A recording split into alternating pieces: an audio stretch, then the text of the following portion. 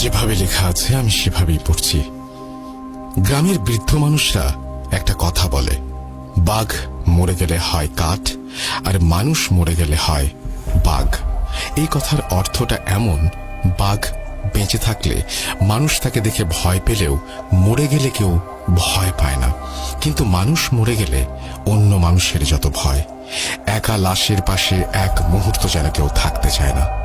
তখন যত দ্রুত সম্ভব আমরা লাশ দাফন করে ফেলি।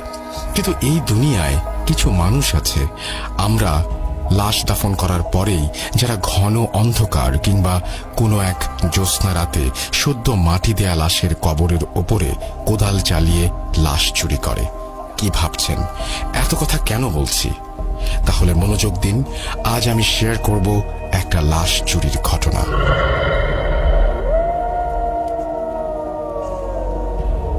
টিভিতে বা পত্রিকায় হয়তো অনেকে দেখেছেন বা পড়েছেন এমন নিউজ, কিন্তু এই ঘটনার তিক্ত অভিজ্ঞতা আমরা কজন জানি? আমি তানভীর তুষার, ভূত.com-এর মডারেটর এবং স্টোরি টেলার। এই ঘটনাটি আমাকে সংগ্রহ করে দিয়েছে সৌমিক দাস। তাকে অসংখ্য ধন্যবাদ এমন একটা ঘটনা আমার সাথে শেয়ার করার জন্য। ঘটনাটির স্থান এবং চরিত্রের নাম ছদ্মনাম ব্যবহার করা হয়েছে। আর সব লিসেনারকে জানাই হ্যালোইনের শুভেচ্ছা। ঘটনার শুরু 2008 সালে। প্রত্যন্ত গ্রামগুলোতে তখন অভাব অনটন লেগেই থাকতো। অনেক মানুষের দুবেলা ঠিকমতো খাবারের জন্য রীতিমতো সংগ্রাম করতে হতো। অভাবের তাড়নায় অনিল তখন বেছে নেয় নিকৃষ্ট এই উপার্জনের পথ। এই চক্র তাকে অফার করে সদ্য কবর দেয়া লাশ চুরি থেকে শুরু করে তুলে নিয়ে নির্দিষ্ট জায়গায় তাদের হস্তান্তর করতে হবে, আর এতে তাকে লাশ প্রতি বেশ ভালো পরিমাণ টাকা দেয়া হবে। সে চিন্তা করল, এই অভাবের জীবনে এমন লোভনীয় অফার কোন বোকায় পায়ে ঠেলে। সে রাজি হয়ে যায়, কিন্তু একার পক্ষে তো আর এই কাজ করা সম্ভব নয়। সে তখন তার দুই বন্ধুকেও ডেকে নেয় এই কাজে। এত ভালো টাকার অফার, তারা দুজনেও রাজি হয়ে যায়। শুরু হয় তাদের কাজ। তাদের গ্রামের মাঝ দিয়ে বয়ে চলেছে একটা নদী, চারপাশে তার বন জঙ্গলে ঘেরা। আর এই নদীর মাঝ দিয়েই ছোট্ট ডিঙ্গি নৌকা চালিয়ে তারা পৌঁছে যায় দূর দূরান্তের কবরস্থানে। গ্রাম থেকে দূরে কেউ মারা গেলেই খোঁজ রাখে তারা, সময় মতো হানা দেয় কবরে। ঘন কালো অন্ধকার রাতে কিংবা হালকা জ্যোৎস্না রাতে কবর থেকে লাশ তোলে তারা, আবার নৌকায় তুলে পৌঁছে দেয় নির্দিষ্ট গন্তব্যে। এক রাতের মাঝেই কাজ শেষ, আর বেশ ভালো পরিমাণ টাকা তাদের পকেটে। এভাবেই চলছে তাদের লাশ চুরির কাজ। ঠিক কতগুলো লাশ তারা চুরি করেছিল তার নির্দিষ্ট কোনো হিসাব তাদের কাছে নেই। অনেক রাতে ঝিরিঝিরি বৃষ্টির মাঝেও তারা লাশ চুরি করেছে কবর খুঁড়ে, কিন্তু তাদের কোনো সমস্যা হয়নি। তার ভাষ্যমতে প্রথম এই কাজে ভয় লাগলেও পরে আর ভয় পাননি তারা।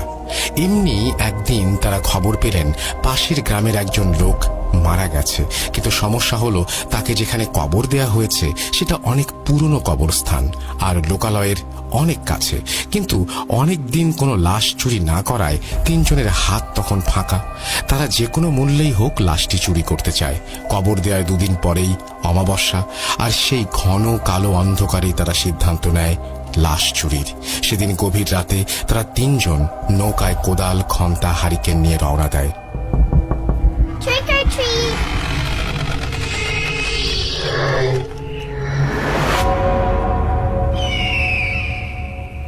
তাদের গ্রাম থেকে নদীপথে প্রায় 30 মিনিটের পথ। ঘন অন্ধকারে তারা হারিকেন ব্যবহার করছে, কারণ এর আলো কম হলেও তার লোকজনের চোখে সহজেই ফাঁকি দেয়া যায়, যেহেতু কবরস্থানটা লোকালয়ের অনেক কাছে।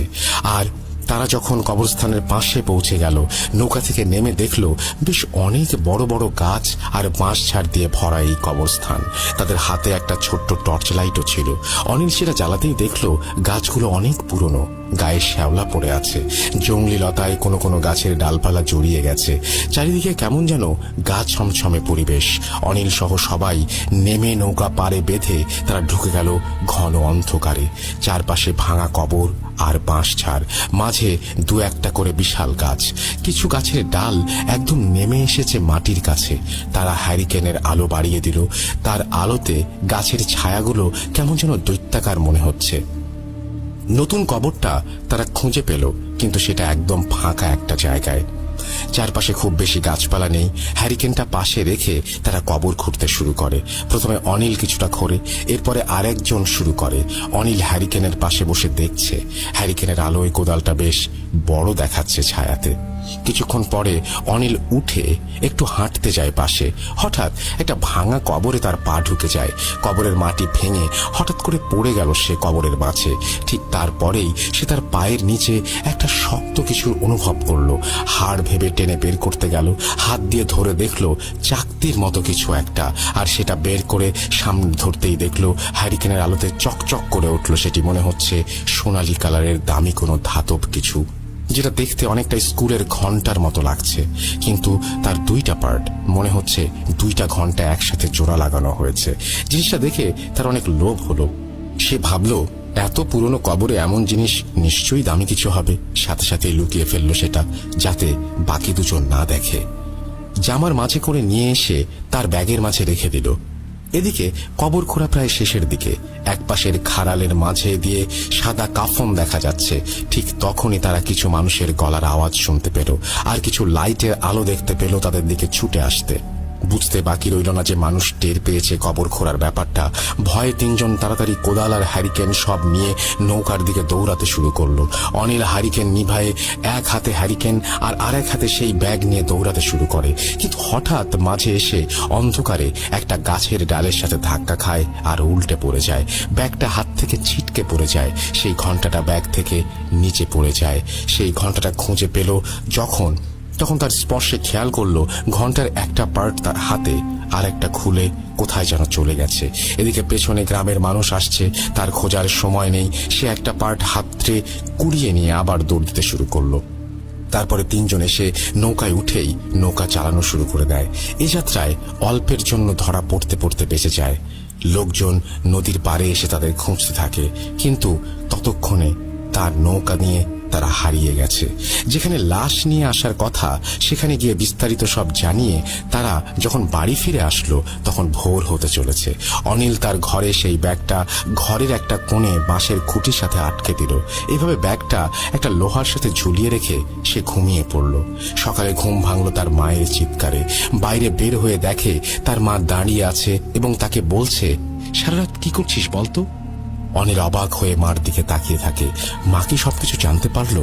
সে আমতা আমতা করে কিছু একটা বলতে যাবে, এর মাঝেই মা বলে উঠল, সারা রাত ধরে ঘরে বসে ঘন্টা বাজিয়েছিস, তার শব্দে তো ঘুম হলো না।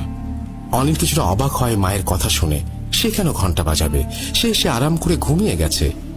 পরের দিন অনিলের ঘুম ভাঙে আবার তার মায়ের ডাকে। সে ঘুম থেকে উঠে বাইরে বের হয়ে দেখে তার মায়ের সাথে আরো কিছু প্রতিবেশী এসে জড়ো হয়েছে। তাদের সবার এক অভিযোগ, রাত ভর এই ঘন্টা বাজানোর শব্দে তারা ভালো করে ঘুমোতে পারেনি। সবাই প্রচন্ড রেগে যায় অনিলের ওপরে। কি হচ্ছে রাতে কিছুই বুঝতে পারে না সে। তার রুম থেকে নাকি ঘন্টার আওয়াজ হয়, আর সে দিব্যি ঘুমিয়ে আছে কিন্তু জানে না। অথচ বাড়ির আশেপাশের মানুষ ঘুমাতে পারেনি। সে সবার কাছে মাফ চেয়ে রুমে চলে আসে। তারপরে ব্যাগ নামিয়ে দেখে ব্যাগের ভেতরে ঘন্টাটা যেমন রেখেছে ঠিক তেমনি আছে, কোনো পরিবর্তন নেই। কিন্তু ব্যাগ আবার ওপরে রাখতে গিয়ে সে অবাক হয়ে যায়। কয়েকটি তেলাপোকা আর টিকটিকি মরে পড়ে আছে সোজা ব্যাগের নিচের মাটিতে। দেখে কিছুটা অবাক হয় অনিল। বিষয়টা আমলে না নিয়ে সে তার সব কাজ শেষ করে রাতে আবার ঘুমোতে যায়। তখন দেখে তার পোষা বেড়ালটা তার ঘরে এসেছে। সে বিছানায় শুয়ে পড়ার সাথে সাথে ঘাড় ঘুরিয়ে দেখে বিড়ালটি বসে আছে ঘন্টা রাখা তার সেই ব্যাগটার নিচে। বিড়ালটি বসে এক দৃষ্টিতে তাকিয়ে আছে তার দিকে। সেদিন রাতেও সে ঘুমিয়ে যায়। সকালে আবার কোলাহল। বাইরে যেতেই দেখে অনেক প্রতিবেশী, প্রচুর রাগ তার ওপর। প্রতিবেশীরা বলে তারা নাকি শান্তিতে ঘুমোতে পারছে না এই ঘন্টার আওয়াজে। সে সবকিছু শুনে আবার যখন রুমে ফিরে আসে দেখে বিড়ালটি ঠিক আগের মতোই একভাবে বসে আছে ব্যাগের নিচে, এক দৃষ্টিতে তাকিয়ে আছে তার খাটের দিকে। সে কিছুটা অবাক হয়ে যায়, বিড়ালটিকে পা দিয়ে ধাক্কা দেয়। বিড়ালটির সাথে সাথে উল্টে পড়ে যায়। তাড়াতাড়ি হাত দিয়ে ধরে দেখে বিড়ালটি যেভাবে ছিল ঠিক সেভাবেই চোখ খোলা রেখে মরে পড়ে আছে। এবার অনিলের প্রচুর ভয় হতে শুরু করে। কেন এমনটা হচ্ছে? প্রতি রাতে কে ঘন্টা বাজায় এটা দেখার জন্য আজ রাতে সে জেগে থাকবে বলে ঠিক করে। ভাবনা মতো রাতে ঘুমের ভান করে বিছানায় শুয়ে থাকে। অনেক রাত কিন্তু কিছুই নেই, সবকিছু স্বাভাবিক। চোখ লেগে আসছে তার, কোনো মতেই যেন ঘুমে আর চোখ খুলে রাখা যাচ্ছে না। কখন যেন ঘুম চোখে লেগে এসেছিল তার। হঠাৎ একটা শব্দে ঘুম যেন নিমেষেই হারিয়ে গেল তার চোখ থেকে। ঘরের টিনের চালের ওপর কি যেন হেঁটে বেড়াচ্ছে এপাশ থেকে ওপাশ। সাহস করে উঠে বসলো সে, কৌতূহল নিয়ে ব্যাগটার কাছে গেল। দেখে ব্যাগ ঠিক আগের জায়গাতেই আছে, কিন্তু ব্যাগের মাঝে সেই ঘণ্টাটি নেই। আবার টিনের চালের ওপরে কিছু দৌড়ানোর শব্দ। অনিল দৌড়ে বের হয়ে আসলো ঘরের বাহিরে। আধো আলোতে তাকাতেই দেখলো একটা কালো অবয়ব দ্রুত গতিতে ঘরের এক প্রান্ত থেকে অন্য প্রান্তে গিয়ে মিলিয়ে গেল। অনিল ভয়ে তখন জায়গা থেকে নড়ার শক্তি হারিয়ে ফেলেছে। তার মুখ দিয়ে কোনো আওয়াজ বের হচ্ছে না। শরীরের সমস্ত শক্তি দিয়ে চিৎকার করেও সে যেন আজ সেই শব্দ বের করতে পারছে না। মনে হচ্ছে এখনই জ্ঞান হারিয়ে ফেলবে। হঠাৎ ঘন্টার একটা মৃদু শব্দ ভেসে আসলো তার কানে। এক দৌড়ে ঢুকে গেল রুমের মাঝে। তারপরে আর কিছু মনে নেই তার। সকালে ঘুম থেকে উঠেই ব্যাগের কাছে গেল সে। ব্যাগ আর ঘন্টা যেমন ছিল তেমনই আছে, কোনো পরিবর্তন নেই। তার স্পষ্ট মনে আছে এখানে শুধু ব্যাগ ছিল, ব্যাগের মাঝের সেই ঘণ্টাটি ছিল না। এই ঘণ্টা থেকে সে এবার মুক্তি চায়। ব্যাগটা হাতে নিয়ে বের হয়ে গেল অনিল। একটা বড় নদীর নির্জন মোড়ে এসে দাঁড়ালো। তারপরে আস্তে করে ব্যাগ থেকে ঘণ্টাটা বের করে ছুঁড়ে ফেলে দিল নদীর মাঝে। মনে হলো তার অনেক বড় একটা চিন্তা নেমে গেল মাথা থেকে। বাড়ি ফিরে আসলো সে। প্রতিদিনের মতো কাজ শেষ করে আবার ঘুমিয়ে পড়ল সে। মাঝরাতে আবার টিনের ওপরে সেই দৌড়ানোর শব্দে ঘুম ভেঙে গেল। উঠে দেখে ব্যাগ যেমন রয়েছে তেমনই আছে, ঘরের ওপরে শব্দটার নেই। ভয়ে ভয়ে বিছানা থেকে এক পা দুই পা করে নেমে এলো অনিল। ব্যাগটা যেন তাকে কাছে টানছে। এগিয়ে গেল ব্যাগটার দিকে, কাঁপা কাঁপা হাতে ব্যাগটার দিকে হাত বাড়িয়ে দিল অনিল। ব্যাগটা হাতে নিতেই খুলে যেন ভয়ের একটা প্রচন্ড স্রোত বয়ে গেল তার শির দাঁড়ায়। ব্যাগের মাঝে সেই ঘণ্টাটি, আর ঘণ্টার গায়ে এখনো লেগে আছে পানি। মনে হচ্ছে এই মাত্র কেউ পানি থেকে সেটা তুলে নিয়ে এসেছে। একটা সামান্য ঘণ্টা দেখেছে মানুষ এত ভয় পেতে পারে, এটা সে উপলব্ধি করতে পারেনি। ব্যাগটা আবার রেখে শুয়ে পড়ল আর চিন্তা করতে থাকলো কি করা যায় এই ঘণ্টা নিয়ে। সকালে ঘুম থেকে উঠে বাজারে বিক্রির জন্য নিয়ে যায় সে ঘণ্টাটি। এক ভাঙারির দোকানে বিক্রি করে ফিরে আসে সে। তারপর থেকে সবকিছুই স্বাভাবিক, কোনো সমস্যা নেই। অনিল ভাবল যাক, অবশেষে এই যন্ত্রণা থেকে মুক্তি পাওয়া গেছে। এর ঠিক 7 দিন পরে একটা ছেলে ব্যাগ হাতে হন্তদন্ত হয়ে ছুটে আসলো তার বাড়িতে। এসেই বলল, আমাকে এক গ্লাস পানি দেন। পানি খেয়ে ছেলেটি ব্যাগটি এগিয়ে দেয় অনিলের দিকে। ব্যাগটা হাতে নিয়ে অনিল ভেতরে তাকিয়ে দেখলো সেই ঘণ্টা। ছেলেটা তার দিকে তাকিয়ে বলল, এই ঘণ্টা কেনার পরে বাবা এটাকে আমাদের বাড়িতে নিয়ে যায়। তারপর থেকে আমাদের পরিবারের কোনো কিছু ঠিক নেই। ছেলেটি কাঁপা কাঁপা স্বরে বলতে শুরু করলো, বাবা সেই ঘণ্টাটি নিয়ে এসে রুমের ভিতরে রেখে দিয়েছিল। হঠাৎ রাতে টিনের চালের ওপর ভারী কিছু একটা হাঁটার শব্দ পেয়ে ঘুম ভেঙে যায়। তিনি উঠে যান বাইরে দেখতে। দেখেন একটা কালো অবয়ব দ্রুত গতিতে এ পাশ থেকে ও পাশে চলে যাচ্ছে। বাবা অনেক ভয়